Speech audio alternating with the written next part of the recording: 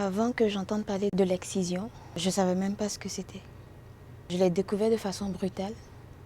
J'ai assisté à une rencontre de femmes. C'était le fun, parce qu'en Afrique, on n'a pas souvent d'informations sur la sexualité. Donc j'étais vraiment excitée de participer à ça. On parlait d'excision. Là encore, ça allait bien. J'avais des amis autour de moi. Puis à un moment donné, on demande à des filles, s'il y a des filles dans la salle qui ont été excisées, de former un groupe. Ça a été la moitié des filles qui étaient là, qui sont ramassées là. Puis moi, je voyais mes amies une à une me lâcher la main, puis aller retrouver ce groupe-là. Puis je n'avais aucune idée, je me disais, ah, OK, ça, c'est quoi? Puis là, elle a fait des dessins. On a parlé vraiment toute une journée. Là, ça s'est venu piquer ma curiosité. Alors je me suis dit, OK, je veux savoir c'est quoi. Là, j'ai pris un miroir, je me suis regardée. OK, il y a quelque chose qui manque, c'est pas normal. Et puis, les explications qu'elle donnait, les détails et tout ça, je me suis vue tout de suite là-dedans. Donc, de voir ces femmes-là, que je vivais avec, je ne savais même pas c'était quoi. Donc, je venais de découvrir, enfin, on me parlait vraiment réellement. C'était quoi l'excision, comment ça se pratiquait et tout. Puis là, des gens que moi je fréquente me lâchaient la main puis allaient se ramasser dans ce groupe-là. Si j'en parle aujourd'hui, là, c'est pas seulement pour moi. C'est pour ceux qui peuvent pas se mettre dans la peau des gens qui le vivent. C'est important. Moi, je pourrais vivre avec un doigt coupé ou même un bras coupé. Mais se faire exciser, c'est pas pareil. Et le témoignage que j'ai écouté tout à l'heure, ça m'a comme déchiré, mais vraiment à l'intérieur. Je l'écoutais puis je me disais, mais moi aussi à quelque part je suis excisée. Pas physiquement, mais dans la tête.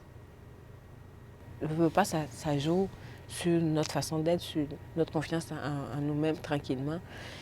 C'est pourquoi il y a certaines filles qui n'en parlent pas quand elles sont excisées parce qu'elles ont honte ou ça met mal à l'aise.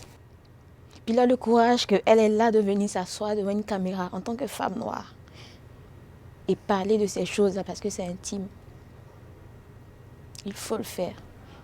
Quand on nous prend le droit d'avoir un orgasme, un plaisir, d'être ce que nous sommes,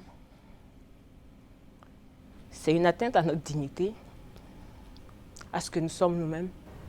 Ça prend quelqu'un comme elle pour aider les femmes à se libérer, à retrouver confiance en elles. Parce que c'est ça qu'on nous arrache. Je suis allée rencontrer le docteur Marcy Bauer qui fait la réparation. Elle travaille en coopérative avec Clitoraid qui amène les femmes qui veulent se faire restaurer, qui les aide à se faire restaurer, à aller au-devant de leur peur aussi. Puis là, je suis rentrée en bloc opératoire, puis je me suis réveillée. J'avais l'impression que ça a pris 1 minute. Je me suis réveillée, puis évidemment, il y a la douleur et tout ça. Mais il y a quand même un gros soulagement. On se dit, on l'a fait et puis c'est fait, quoi. Quand en 2006, que j'ai entendu parler de Clitoraid, j'en revenais pas. Puis là, la première fois qu'on est allé dans les rues pour parler de Clitoraid, mais l'excitation que ça a suscité en moi de croiser des madames leur dire « Yes, on peut le réparer ». Après mon opération, j'ai eu ces petits rêves, ces petits trucs que j'ai faits. Je pense que c'était ça. Ça m'a aidé à replacer beaucoup de choses, la confiance en beaucoup de choses.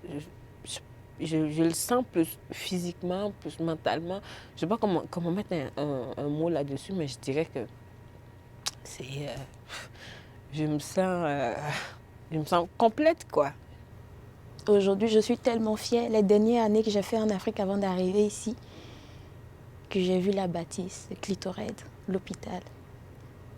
L'hôpital, la maison des femmes, qu'on appelle, qui est érigée, qui est construit. Ce que ça va l'apporter. Ça, c'est une victoire de gagner. Mais le combat, il continue. Parce qu'il faut informer les femmes qu'il y a un hôpital qui est ouvert et qui va les aider. Alors moi, je rêve toujours. J'écoutais le témoignage d'Abby. Si je suis ici aujourd'hui, c'est parce que je trouve qu'il y a encore beaucoup d'espoir. On peut faire encore plus. On peut en parler encore plus. Tu sais, aller rencontrer ces femmes-là, dire on va se tenir par la main, puis on va tourner une page. On va s'entraider, puis on va tous se couper les boulets, là, se libérer. La sexualité, c'est pas un tabou, c'est quelque chose qui vient de nous. Puis qu'on se retrouve un jour à se reparler de tout ça, c'est sûr, il va y avoir beaucoup de larmes, mais que ce soit des larmes de joie. Et ça, c'est ce que Clitoride apporte.